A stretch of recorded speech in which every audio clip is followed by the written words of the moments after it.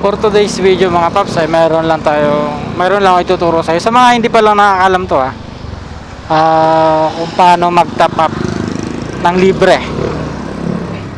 So tuturo ko sa inyo ngayon mga paps paano mag-top up ng libre. Dito lang yan sa Maydali. Merong e-top kiosk dito. So ito yung magandang gamitin kasi libre lang. Hindi katulad ng mga PNGo or ibang kiosk na may bayad mga paps.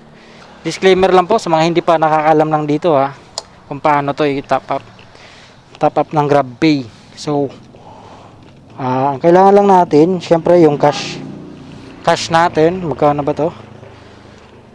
Bali yung 1.5 lang ayano natin, 1.5 tatop up natin mga idol. Tapos syempre kailangan meron kayong yung passenger account yung mga idol. Pupunta muna tayo sa passenger account sa Grab.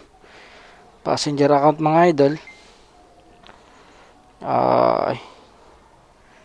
Pag nasa passenger na tayo, yan, pupunta tayo sa may payment, tas cash in, pupunta sa in-store, tapos more stores. Tapos ita-type natin dito kung magkano mga idol. Yan, 1.5. So lalagay natin siya dito. So lalabas yung reference number niya. So yun kailangan natin. Tatap lang natin yung screen. Hanapin natin dito sa screen ng mga paps. Sa e-top yung GrabPay. Tapos proceed na lang tayo. Tapos syempre ganito. Yung i-enter natin yung reference kung anong naandito, yun yung ilalagay natin dito mga paps. VSPQ LTT PT8. Double check natin VSPQ LTTPT8. Tapos yung cellphone number niya gamit yung mga paps sa GrabPay cellphone number 0. Alright. Tapos yung amount, enter amount. Kung anong amount nandito, yun yung i-enter niya mga paps. Proceed lang. So yun, antayin natin. Check nyo lang to, tapos pay cash, tapos insert nyo na yung cash mga idol.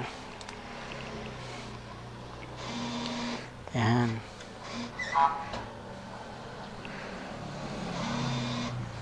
ganun lang kadali. Syempre ayan i-print receipt natin mga idol. So magte-text na agad yan dito sa atin.